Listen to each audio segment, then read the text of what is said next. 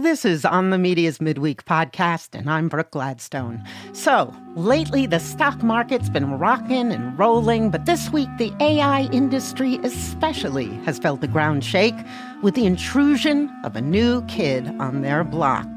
A Chinese model called DeepSeek, founded by a Chinese billionaire in 2023, which has broken through with technology that is comparable to the American behemoths. I'm talking about OpenAI, Google DeepMind, Anthropic, Meta's Llama AI, and Elon Musk's XAI. But ever so much cheaper to make and mind-bogglingly accessible to all. Ed Zitron, host of the Better Offline podcast and writer of the newsletter Where's Your Ed At, has been warning that the AI bubble has been primed to burst for some time now. Ed, thanks for joining us. My pleasure. So, on Monday, the stocks of many major tech firms took a steep dive, including Alphabet, Microsoft, the AI chip maker NVIDIA, which I guess lost almost $600 billion in value, reportedly the biggest one-day loss in U.S. history, though it's recovered a little. It all happened when news broke about a new, relatively open Chinese AI model called DeepSeek R. It was kind of like a horror movie jump scare for the AI industry. Why? So it's important to know how little the AI bubble has been built on. If you look at these companies, Anthropic, OpenAI, and then the competitive ones from Amazon, Google with Gemini, for example, there's not actually been much behind them. It's always been this idea that America has built these big, beautiful large language models that require all of this money based on their narrative, tons of GPUs, the most expensive GPUs, the biggest data centers, because the only way to do this was to just cram more training data into them.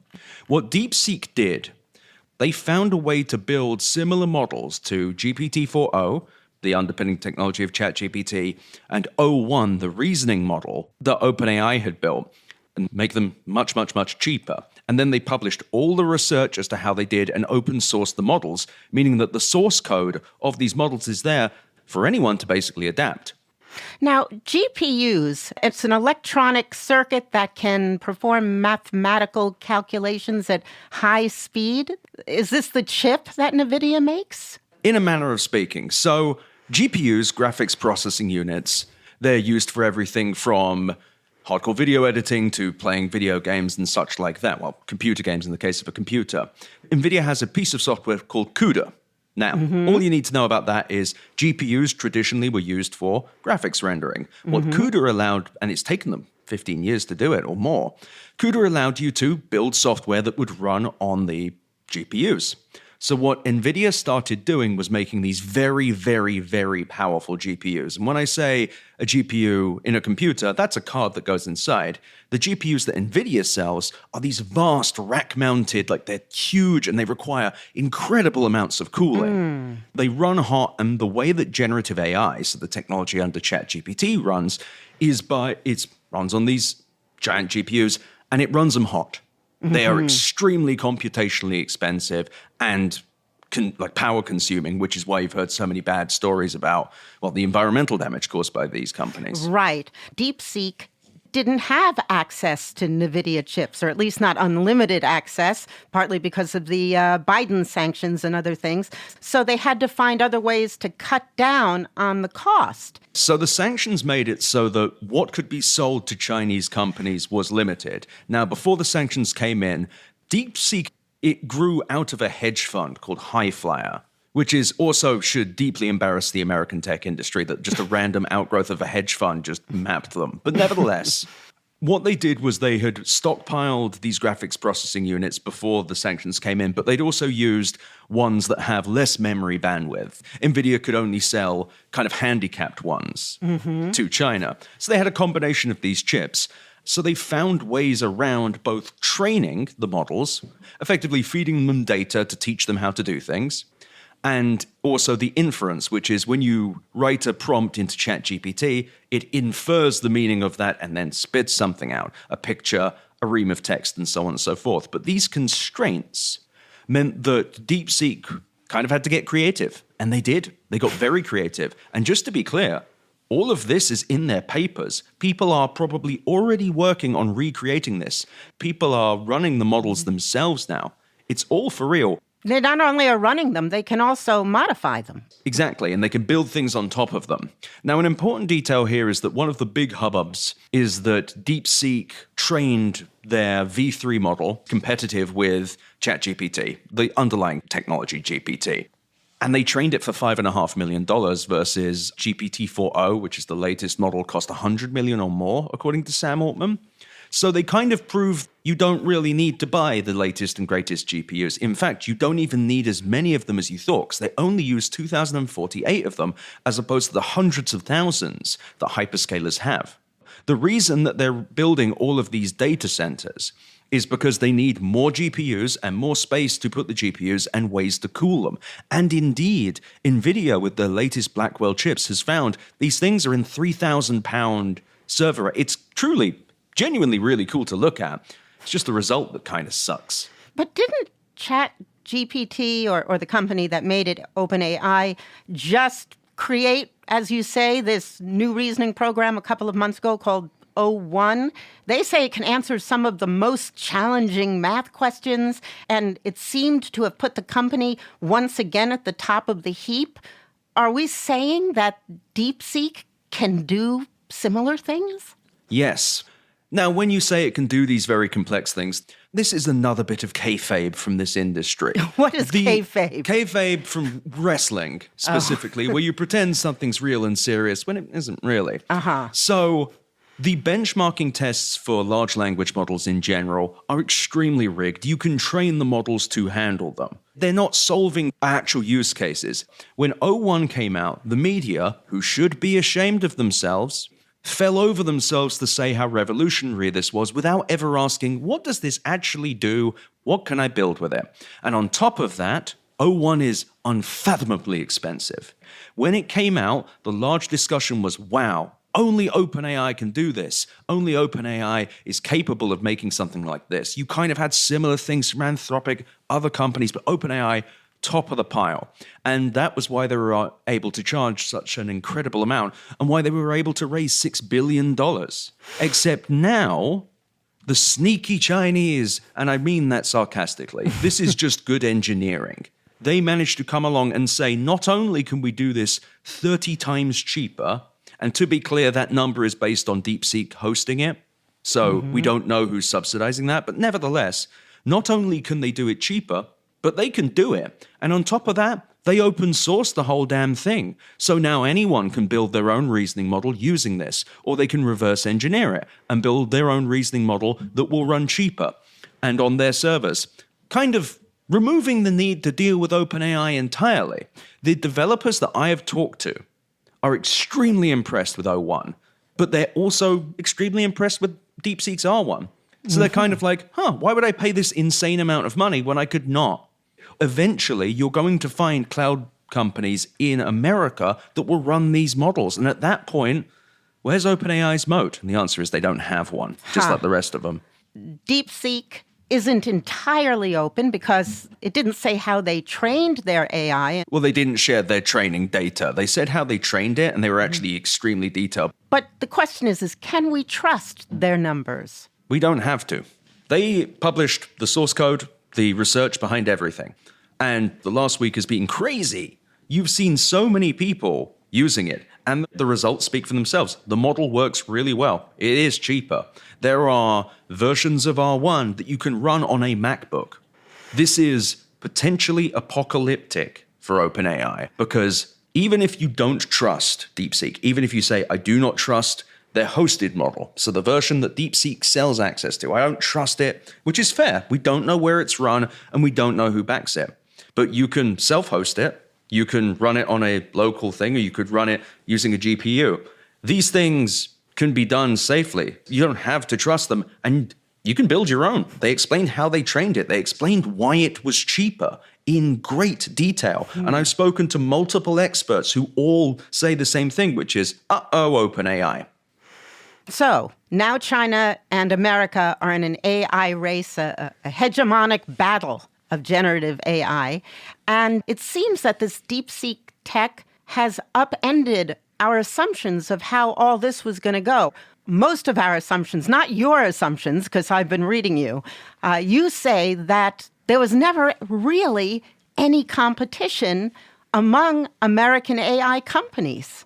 Yep, that is the long and short of it. This situation should cause unfathomable shame throughout the tech media, but really within Silicon Valley. Did all of them just sit around twiddling their thumbs? No. What happened was Anthropic and OpenAI have been in friendly competition. They've both been doing kind of similar things in different ways, but they're all backed by the hyperscalers. OpenAI, principally funded by Microsoft, running on Microsoft servers almost entirely until very recently, but paying discounted rates to Microsoft and still losing money. They lost $5 billion last year. They're probably on course to lose more this year. OpenAI? Yes. And that's after $3.7 billion of revenue. Anthropic, I think they lost $2.7 billion last year. And you'd think, with all of that loss, they would be chomping at the bit to make their own efficient models, right? What if I told you they didn't have to? What if I told you that there was no real competition between them? Google, Amazon, they back Anthropic. They just put more money in. They all had these weird blank check policies, and the venture capitalists backing the competition, whatever that was, there's nothing they could do because based on the narrative that was built, these companies needed all this money and all of these GPUs as that was the only way to build these large language models. So why would any of them ever build something more efficient when they could all keep doing the same thing, this big, nasty, lossy, wasteful thing? They were always going to get more money because this is the only way we can fight China when China builds the thing. The real damage that DeepSeek's done is they've proven that America doesn't really want to innovate. America doesn't compete. There is no AI arms race. There is no real killer app to any of this. ChatGPT is only popular because AI is the new thing. ChatGPT has 200 million weekly users. People say that's a sign of something.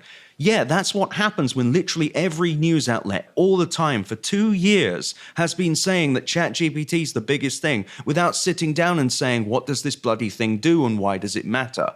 Oh, great, it helps me cheat at my college papers. It can hallucinate stuff. Oh, great. And now, on top of this, and really the biggest narrative shift here, is that everything has been predicated on the fact that we had to spend this money, that there was no cheaper way of doing this at the scale they needed to. There was nothing we could do other than give Sam Altman more money and Dario Amodei more money, and that's the CEO of Anthropic. And all they had to do was just continue making egregious promises because they didn't think anyone would dare compete.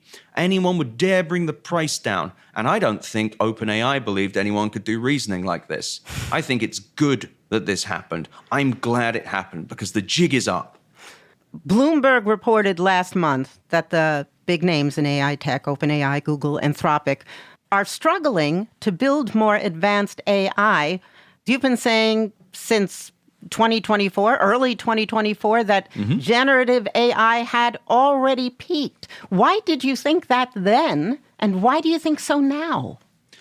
So the reasoning models, what they do, just to explain, is they break down a prompt. If you say, give me a list of all the state capitals that have the letter R in them, it will then, and there's a whole different technical thing I won't go into there, you can see it thinking, and I must be clear, these things aren't thinking.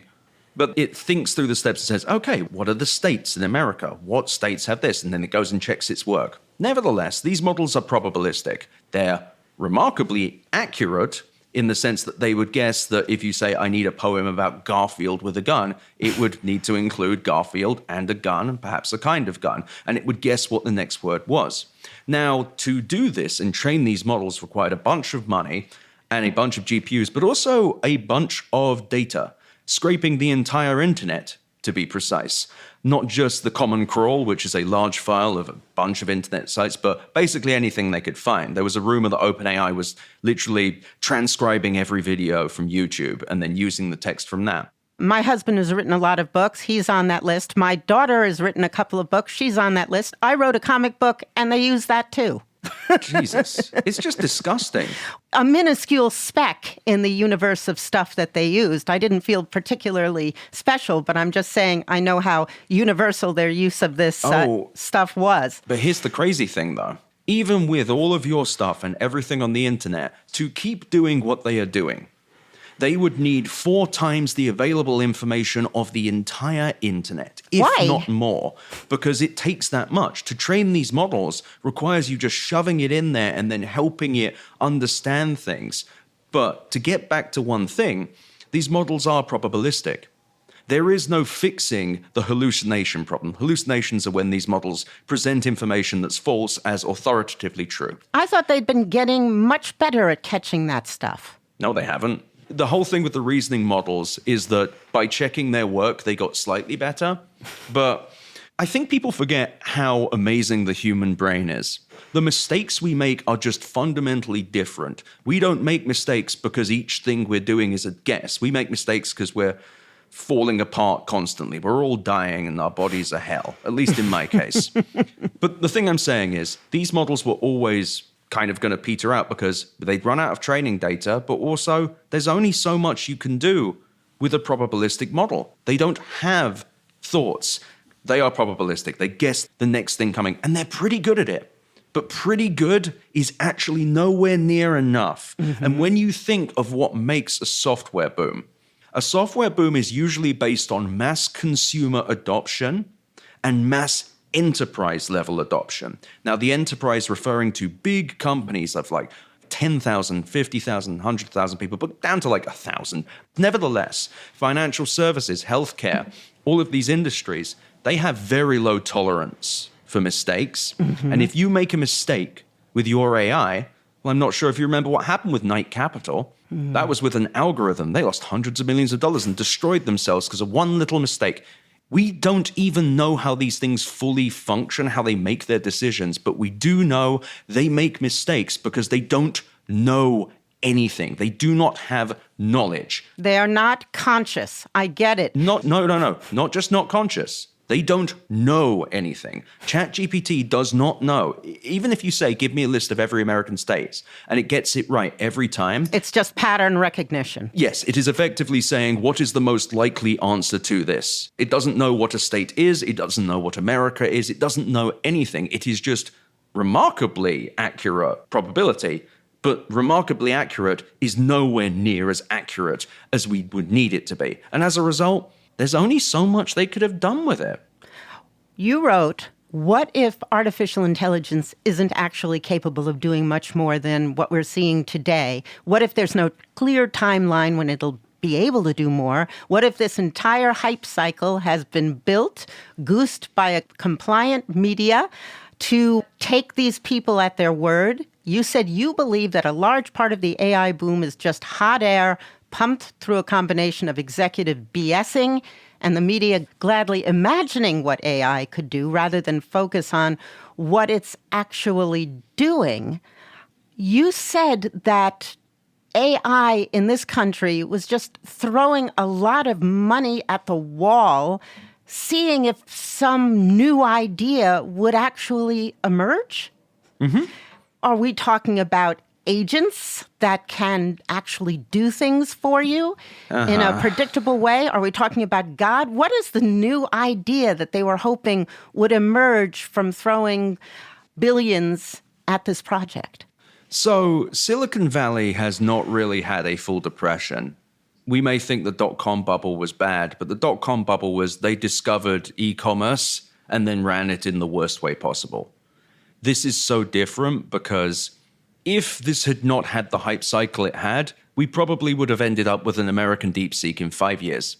DeepSeek, the way it is trained, uses synthetic data, which makes it very good at things with actual answers, things like coding and math. But the way Silicon Valley has classically worked is you give a bunch of money to some smart people and then money comes out the end.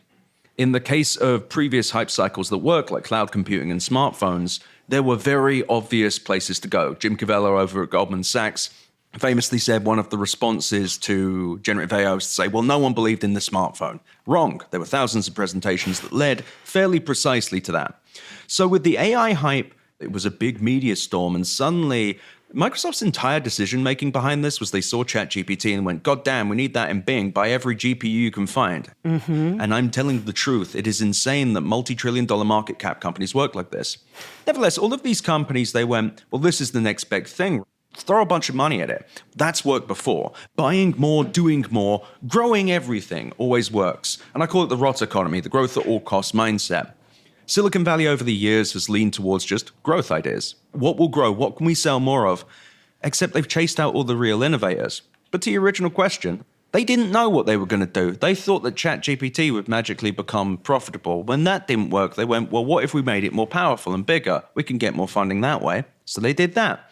And then they kept running up against the training data war and the diminishing returns. They went, okay, agents sound good. Now, agents is an amazing marketing term. What it's meant to sound like is a thing that goes and does a thing for you. Just trying to get a plane reservation is a nightmare. If I could outsource that, I certainly would.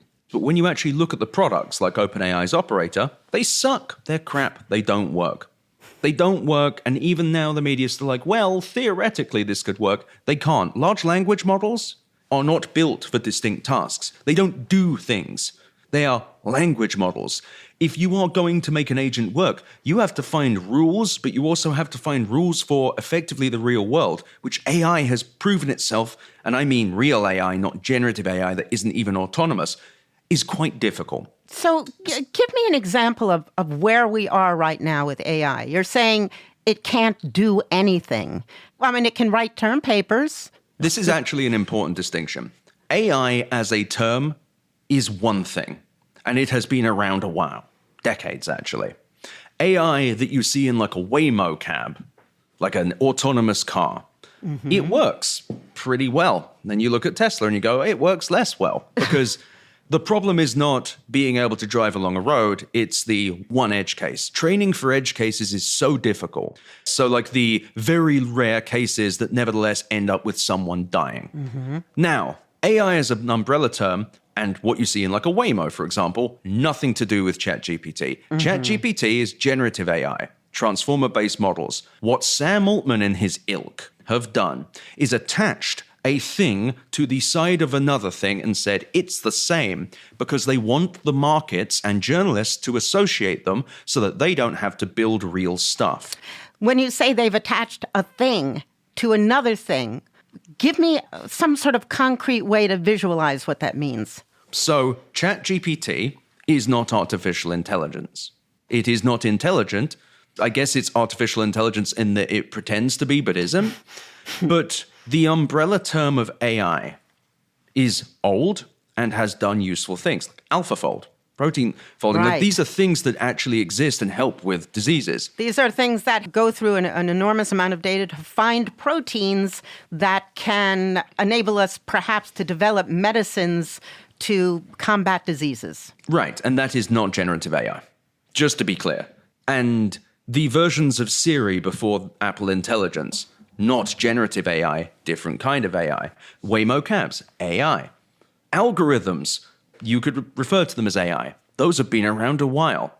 Generative AI is separate, but what Sam Altman does is he goes and talks about artificial intelligence. And most people don't know a ton about tech, which is fine, but Altman has taken advantage of that, and particularly taken advantage of people in the media and the executives of public companies who do not know the difference between any of these things and said, yeah, ChatGPT, that's all AI. Sam Altman went before Congress and said, we need you to help us help you so that AI doesn't take over the world. Oh, it's so funny as well when he says that as well. They love talking about AI safety. You want to know what the actual AI safety story is? Boiling lakes, stealing from millions of people, running and burning energy, the massive energy requirements that are damaging our power grid. That is a safety issue. The safety issue Sam Altman's talking about is, what if ChatGPT wakes up and does this? It's marketing. Cynical, despicable marketing from a carnival barker. Sam Altman is a liar, and it's disgraceful how far he's gone.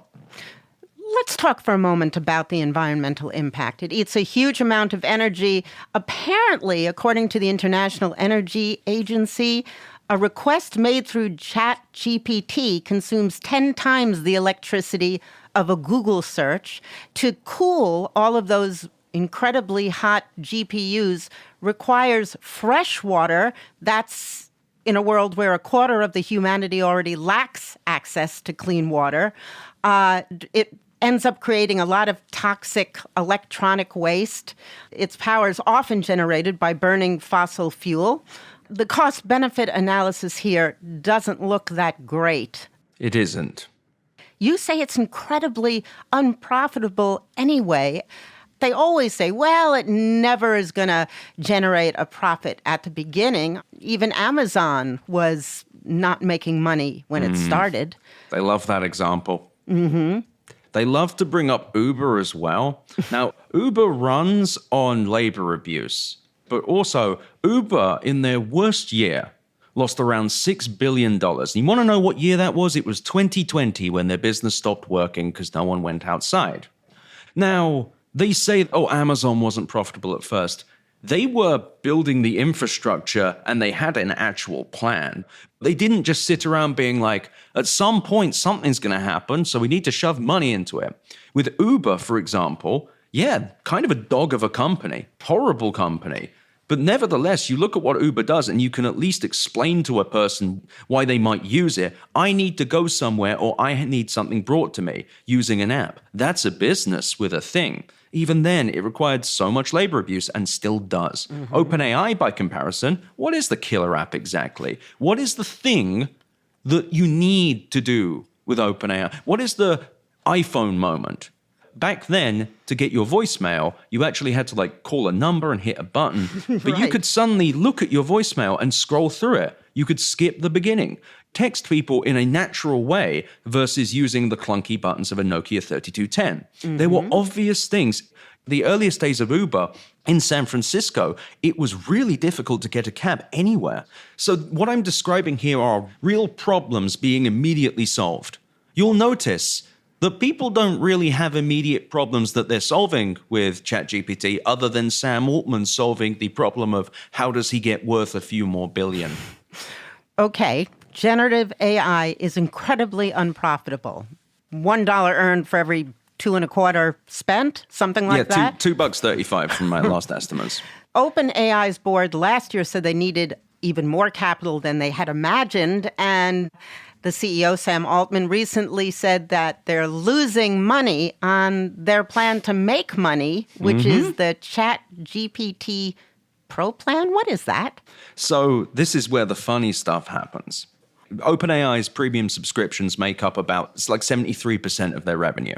The majority of their revenue does not come from people actually using their models to do stuff, which should tell you everything. Because if most of their money doesn't come from people using their very useful, allegedly, models, well, that means that they're either not charging enough or they're not that useful. I think Altman said he wasn't charging enough. He isn't charging enough. But their premium subscriptions have limits to the amount that you can use them. Well, their $200 a month ChatGPT Plus subscription allows you to use their models as much as you'd like, and they're still losing money on them. And the funny thing is, the biggest selling point is their reasoning models, O1 and O3. O3, by the way, is their new thing that is just throwing even more compute at the problem. It's yet to prove itself to actually be any different other than just slightly better at the benchmarks and also costing $1,000 for 10 minutes. It's insane. But the reason they're losing that is because the way they've built their models is incredibly inefficient. And now that DeepSeek's come along, it's not really obvious why anyone would pay for ChatGPT Plus at all. But the fact that they can't make money on a $200 a month subscription, that's the kind of thing that you should get fired from a company for. They should boot you out the door. How does DeepSeek make money? Well, that's the thing we don't know. But it's important to separate DeepSeek, the company, which is the outgrowth of a Chinese hedge fund. We don't know who subsidizes them. But anybody can use their program for free. They also released a consumer-focused app where anyone can use it for free, and that's 100% subsidized, and we do not know how. But their models, which are open source, can be installed by anyone, and you can build models like them. At this point, one has to wonder how long it takes for someone to just release a cheaper ChatGPT Plus that does most of the same things. So you described at the top that this bubble is going to burst, right? How do you know? Why is it inevitable? I feel it in my soul. Nothing is inevitable. However, these models are not getting better. They are getting around the same in different ways. Give me an example of that.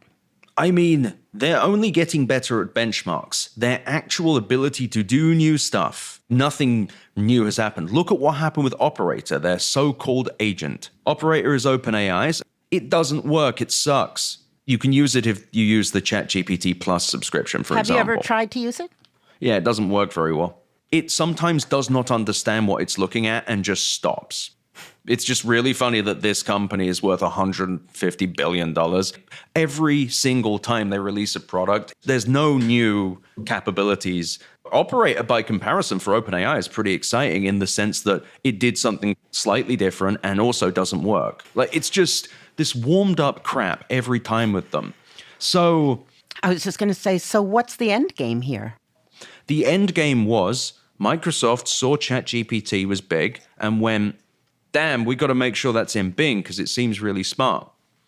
Google released Gemini because Microsoft invested in OpenAI, and they wanted to do the same thing. Meta added a large language model. They created an open source one themselves, Llama. And they did that because everyone else was doing GPT and transformer-based models and generative AI. Everyone just does the same thing in this industry. No one was thinking, can this actually do it? They all tell the same lies. Sundar Pichai went up at Google I/O, the developer conference, and told this story about how an agent would help you return your shoes. Took a few minutes. He went through this thing talking about how it would autonomously go into your email, get you the return thing, just hand it to you. It'd be amazing. And then ended it by saying, this is totally theoretical. They are making stuff up, have put a lot of money into it, and now they don't know what to do. All the king's horses and all the king's men don't seem to be able to get the valley to spit out one meaningful, mass market, useful product that actually changes the world other than damaging our power grid, stealing from millions of people, and boiling lakes.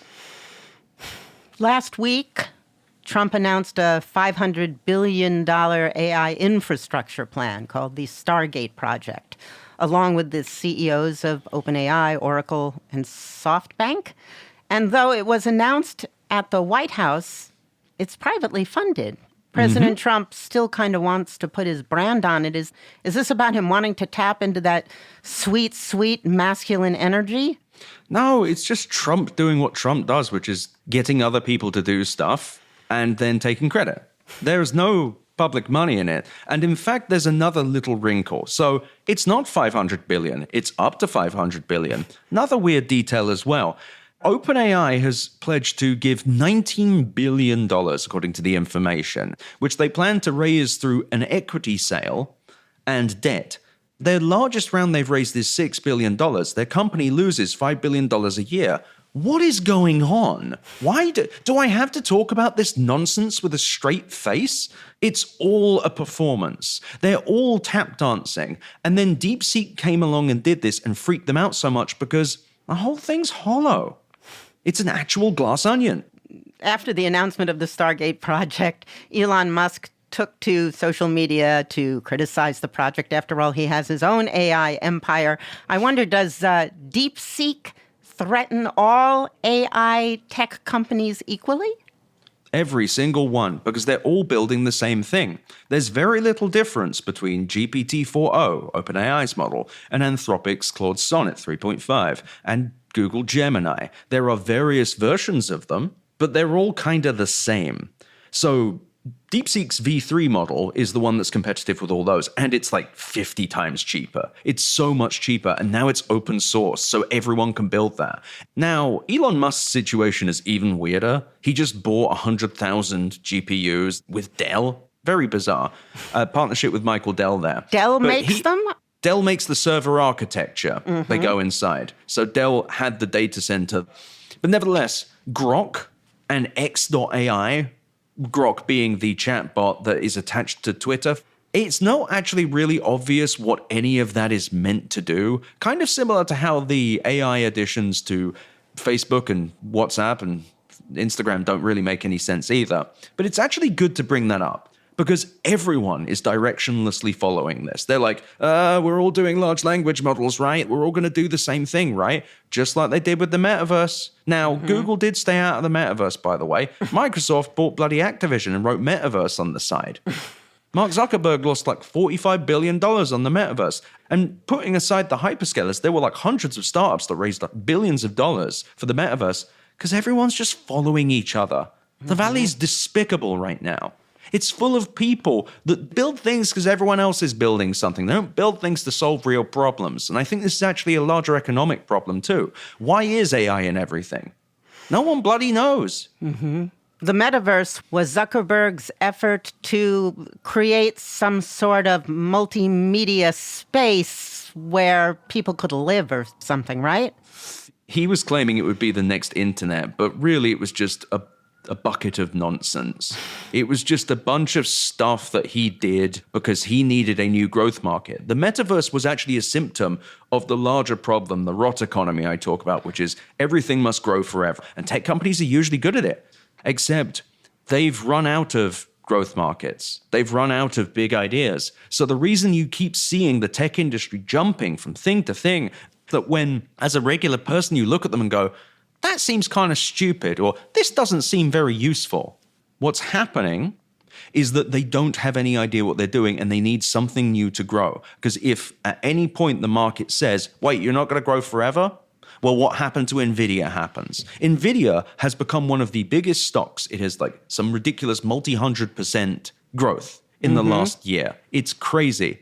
The market is throwing a hissy fit because guess what? The only thing that grows forever is cancer. Okay. What about the people who say, just give this time? It's going to happen. You make a great case that if this is not a competitive atmosphere here in the U.S., if something does happen, it'll probably be somewhere else. Yeah, but what might happen elsewhere doesn't mean that they're going to find a multi-trillion-dollar market out of this. DeepSeek has proven that this can be done cheaper and more efficiently. They've not proven there's a new business model. They've not made any new features. And there's an argument right now, a very annoying argument, where it says, well, if the price comes down, right, that means that more things will happen because more people will say. So Yevon's paradox was quoted by Satya Nadella, and Yevon's paradox says, well, as the price of a resource comes down, so the use of it increases. That's not what's going to happen here. No one has been not using generative AI because it was too expensive. In fact, these companies have burned billions of dollars doing so. A third of venture funding in 2024 went into AI. These companies have not been poor. And now we're in this weird situation where we might have to accept, oh, I don't know, maybe this isn't a multi-trillion-dollar business. Had they treated it as a smaller one, had they said this might be like a $50 billion industry, they would have gone about it a completely different way. They never would have put billions of dollars into GPUs. They might have put a few billion and then focused up, kind of like how DeepSeek went, we only have so many and they only do so much, so we will do more with them. No, American startups became fat and happy, but even when you put that aside, there was never a business model with this. Come on. It's just so dull. Give me real innovation, not this warmed up nonsense. And you say that here, big tech, it just clones and monopolizes. Yes, and what they wanted, I believe, with this was to create the large language model monopoly by creating the mystique that said, okay, these models have to cost this much. The only way they can run is when we have the endless money glitch, and the only way we can build them is with the biggest GPUs you've got. That myth allowed them to tap dance as long as they wanted, while also excluding others. Because others, how would you possibly build a model like GPT-4o? You don't have all the GPUs and all the money. Except now, maybe that might not be the case. And now, I don't know. People aren't feeling so good out there. So, if this really is all early signs of the AI bubble bursting, what are the human ramifications of this industry collapsing? So there will be tens of thousands of people laid off, just like happened in 2022 and 2023 from major tech companies. On top of that, I'm not scared of the bubble bursting. I'm scared of what happens afterwards.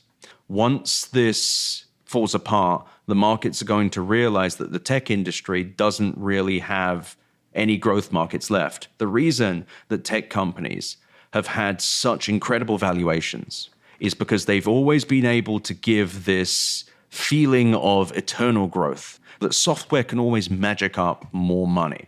It's why the monopolies are so powerful. They've had just endless cash to throw at endless things. Like Google own the marketplace where you buy ads, the marketplace where you sell them, and the way you host the ads themselves. They've never really had to work particularly hard other than throw money at the problem and exclude other people. Once it becomes obvious that they can't come up with the next thing that will give them 10 to 15 to 20% revenue growth year over year, the markets are going to rethink how you value tech stocks. And when that happens, you're going to see them get pulverized. I don't think any company's shutting down. I think Meta is dead in less than 10 years just because they're a bad company. But right now, the markets believe that tech companies can grow forever and punish the ones that don't. There are multiple tech companies that just lose money, but because they grow revenue, that's fine.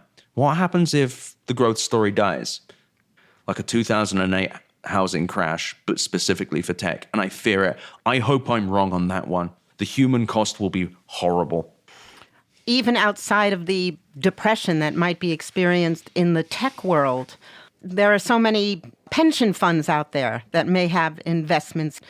You're painting a picture of, the housing crash of 2008. I actually am. I wrote a piece about that fairly recently. It was at Sherwood, and it was about how OpenAI is the next Bear Stearns.